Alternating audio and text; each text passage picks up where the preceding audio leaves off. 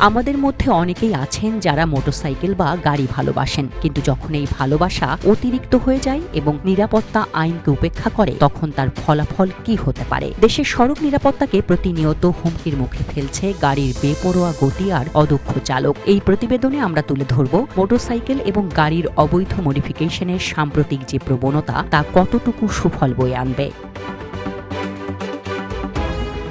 প্রথমেই জেনে নেওয়া যাক, বাইক বা গাড়ির মডিফিকেশন বলতে আমরা আসলে কি বুঝি।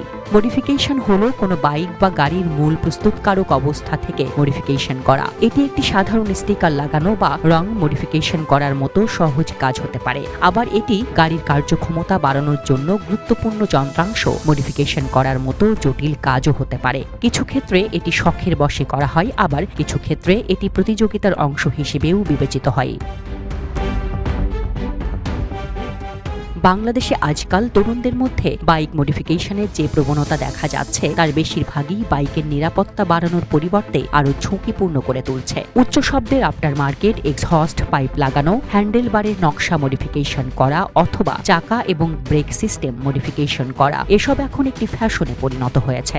এই ধরনের মডিফিকেশনগুলো শুধু যে বাইক আরোহীর নিজের জন্য বিপজ্জনক তা নয়, বরং এটি সড়কে চলাচলকারী সাধারণ মানুষ, পথচারী এবং অন্যান্য যানবাহনের জন্যও ঝুঁকির কারণ। তাছাড়া অনিয়ন্ত্রিত গতি এবং উচ্চ শব্দের কারণে রাস্তায় দুর্ঘটনা বাড়ছে, যা খুবই উদ্বেগের বিষয়।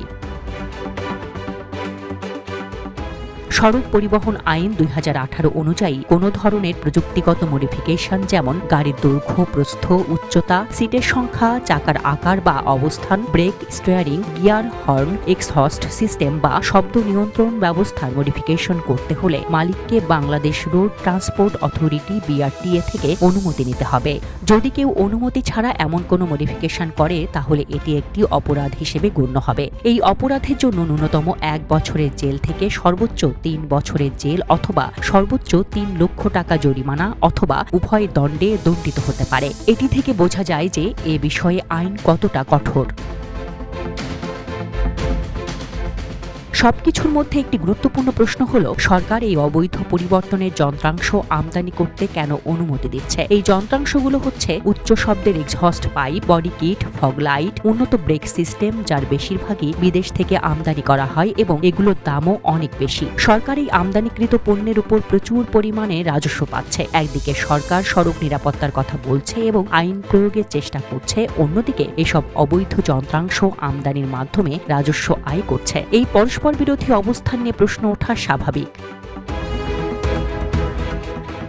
শুধু মোটরসাইকেল নয়, গাড়ির মডিফিকেশনও বাংলাদেশে একটি ক্রমবর্ধমান উদ্বেগের কারণ হয়ে দাঁড়াচ্ছে। গাড়ির মালিকরাও নানাবিধ মডিফিকেশন করে তাদের গাড়িকে আরও আকর্ষণীয় করার চেষ্টা করছেন।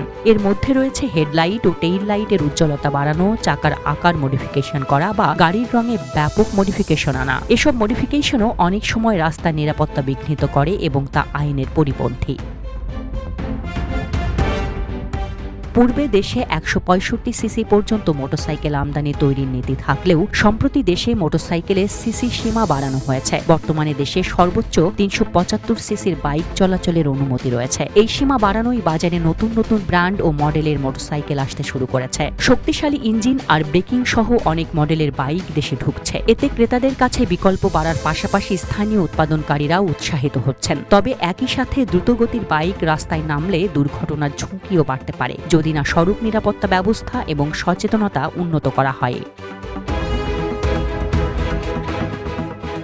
বিশ্বের উন্নত দেশগুলোতেও গাড়ির মডিফিকেশন একটি জনপ্রিয় শখ, তবে সেখানে আইন অনেক কঠোর। মডিফিকেশন করার আগে কর্তৃপক্ষের অনুমতি নেওয়া বাধ্যতামূলক এবং কিছু নির্দিষ্ট মানদণ্ড মেনে চলতে হয়। যেমন উচ্চ শব্দের এক্সহস্ট সিস্টেম বা অতিরিক্ত আলোর হেডলাইটের উপর নিষেধাজ্ঞা আছে। এসব দেশে যদি কোনো মডিফিকেশন নিরাপত্তার জন্য হুমকি তৈরি করে, তাহলে পুলিশ কঠোর ব্যবস্থা নিতে পারে, এমনকি গাড়ি জব্দও করতে পারে।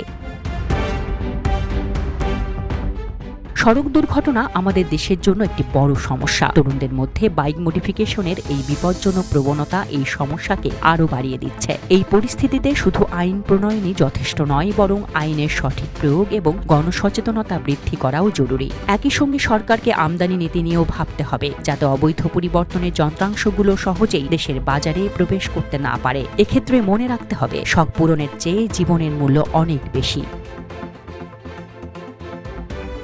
Desk report, Dhaka express.